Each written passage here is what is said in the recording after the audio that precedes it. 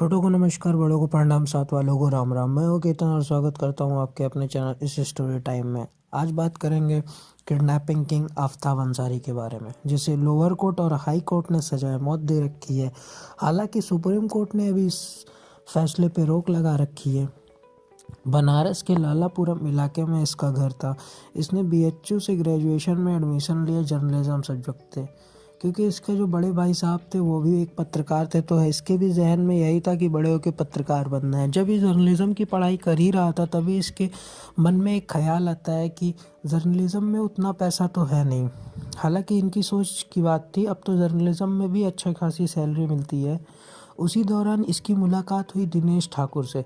दिनेश ठाकुर एक छोटी मोटी किडनैपिंग इंडस्ट्री चलाता था। फिर कुछ टाइम बाद आफ्ताब अंसारी ने अपनी पढ़ाई छोड़ दी, दिनेश ठाकुर के साथ मिलके काम करने लगा।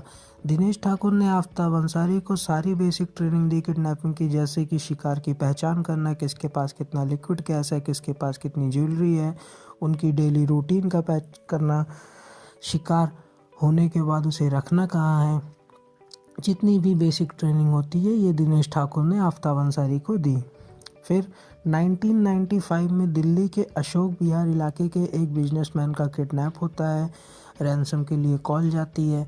जब ये दोनों रैंसम का पैसा लेने जा ही रहे थे तो विक्टिम के फैमिली वालों ने पुलिस को इन्फॉर्म कर दिया था। पुलिस मौका वारदात पे पहुंच जाती है। इनकाउंटर होता है जिसमें दिनेश ठाकुर मारा जाता है और आफ्ताब अंसारी गिरफ्तार होता है। 1995 में पहली बार आफ्ताब अंसारी के ऊपर किडनैपिंग का केस लगता है और उसे तिहाड़ जेल भेज दिया जाता है।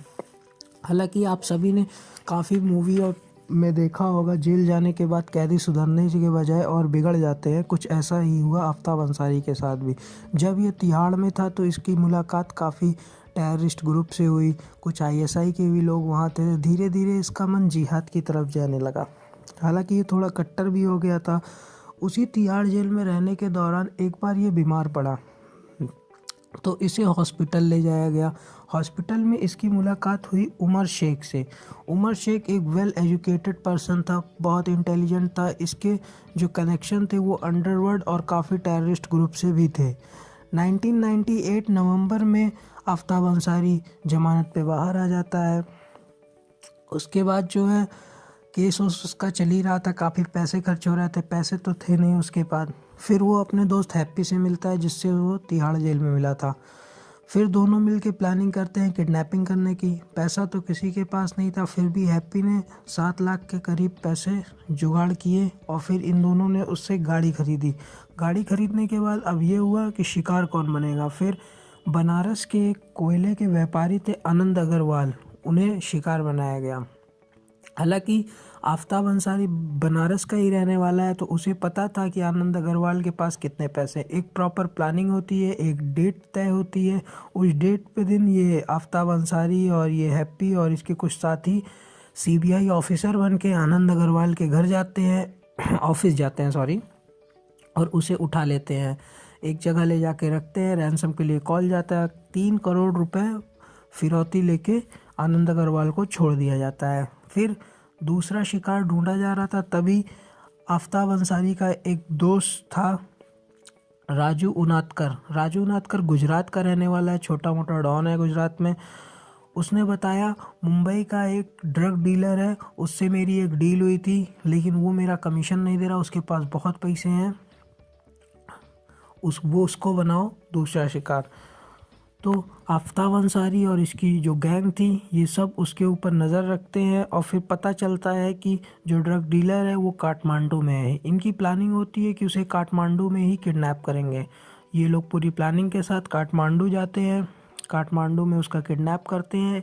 इस ड्रग डीलर की किडनैपिंग अंडरवर्ल्ड में ही हड़कंप मचा देती है, क्योंकि ये ड्रग डीलर जो था इसके कनेक्शन काफ़ी गैंग से थे। छोटा राजन और भी जितनी अंडरवर्ल्ड की गैंग थी सबसे इनका कनेक्शन था।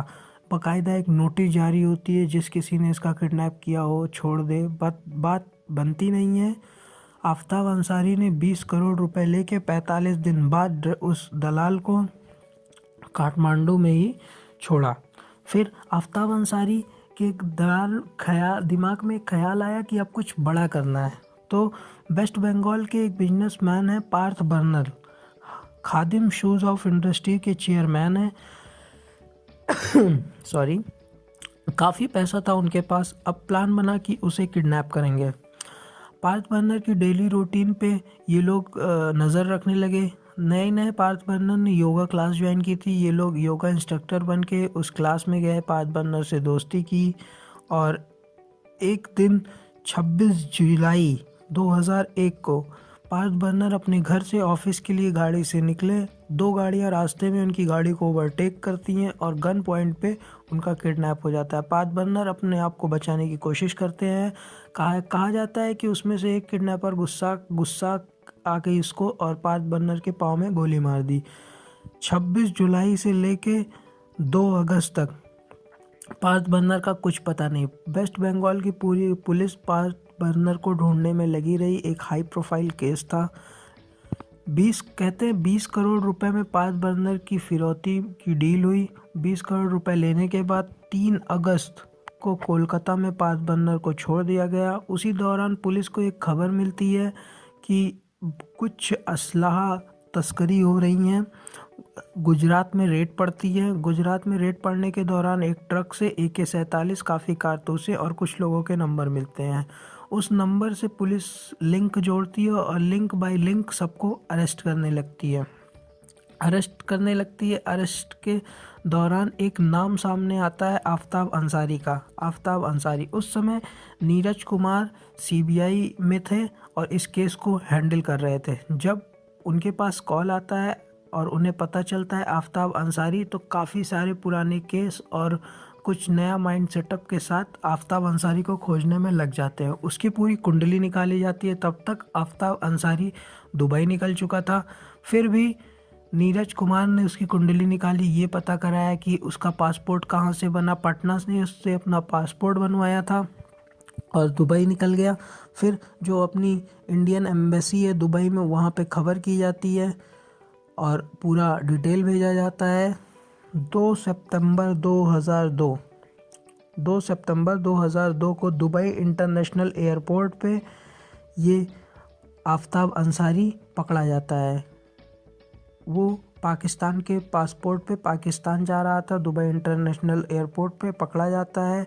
CBI को खबर की जाती है। इंडिया से एक स्पेशल क्राफ्ट प्लेन दुबई जाती है और पूरी डॉक्यूमेंट्स के साथ कि ये वो आफ्ताब अंसारी है कंफर्म किया जाता है। और फिर आफ्ताब अंसारी को इंडिया गवर्नमेंट को सौंप दिया जाता है। इसके दौरान आफ्ताब अंसारी के बाद राजू उनादकर भी था उसके साथ। तो इंडिया तो खुश हो गया, पकड़ने गए थे, एक को मिल गए दोनों। फिर दोनों को इंडिया लाया जाता है। अलीपुर जेल में रखा जाता है। हालांकि अभी भी आफ्ताब अंसारी अलीपुर जेल में है। इस दौरान जो राजू उनादकर था, तो जब पुलिस पकड़ती है तो स्टेट की पुलिस जहाँ जिसका केस रहता है वो डॉक्यूमेंट्स लेके एक दूसरे अलग जगह ट्रांसफ़र करके अपनी तारीख और केस सॉल्व करती है। इसी दौरान राजू उनादकर को MP पुलिस लेके गई थी। MP पुलिस जब लेके गई, पता नहीं कैसे, लेकिन कुछ डॉक्यूमेंट्स जो होते हैं वो मिस हो गए। तो कुछ टाइम बाद MP पुलिस कोर्ट में गई और बोली कि राजू उनादकर का अब कुछ तो बचा नहीं है, अब इसे रिहा कर देते हैं। तो राजू उनादकर ने बोला नहीं, मेरे ऊपर बहुत केस है। वो घबरा गया कि ये लोग मुझे रिहा क्यों कर रहे हैं, मेरे ऊपर बहुत केस है, मैं रिहा नहीं हो सकता। कहते हैं जेलर ने धक्के मार के राजू उनादकर को जेल से बाहर निकाला। फिर राजू उनादकर ने, वो भाग तो सकता नहीं था क्योंकि उसे पता है अगर मैं भाग गया तो भगौड़ा घोषित हो जाऊंगा। फिर राजू उनादकर ने दिल्ली फ़ोन लगाया, जो नीरज कुमार थे उस केस को हैंडल कर रहे थे उनको। उसने बताया कि जो है मैं राजू उनादकर बोल रहा हूँ। तो नीरज कुमार भी हैरान हो गए कि इसे तो जेल में होना चाहिए, ये फ़ोन कैसे कर रहा है। उसने बताया कि जो है मुझे रिहा कर दिए हैं ये। तो नीरज कुमार ने बोला कि ठीक है, एक काम करो, तुम दिल्ली आ जाओ सैटरडे को। राजू नादकर ने बोला मैं सैटरडे को मुझे 2 दिन की मोहलत दीजिए, मैं मंडे को आ जाऊंगा, यहीं पास में दर्शन करने जाना है। तो इंस्पेक्टर ने भी कहा अगर बंदा सामने से फ़ोन कर रहा है तो कुछ तो सच्चाई होगी इसमें। उसने बोला ठीक है मंडे को आ जाए। राजू नाथकर मंडे को सीबीआई हेडक्वार्टर के सामने सुबह ही पहुंच जाता है। फिर उससे पूछताछ होती है। उससे पूछा गया तुम भाग भी तो सकते थे, तुम भागे क्यों नहीं? उसने बोला कि सर अब मैं थक चुका हूँ, मैं इन केस से लड़ना चाहता हूँ और बाकी की ज़िंदगी अपने परिवार के साथ खुशी खुशी जीना चाहता हूँ। आज राजू नाथकर गुजरात में रह रहा है। उसकी बेटी एक अच्छे पोस्ट पे है। उसका बेटा एक्सपोर्ट का बिजनेस कर रहा है। हंसी खुशी एक नई ज़िंदगी बिता रहे हैं। उम्मीद करता हूँ ये कहानी आपको पसंद आई होगी। अगर पसंद आई हो तो लाइक करिएगा, शेयर करिएगा, सब्सक्राइब करिएगा। कल फिर मुलाकात होगी एक और ऐसी इंटरेस्टिंग स्टोरी के साथ। तब तक के लिए नमस्कार।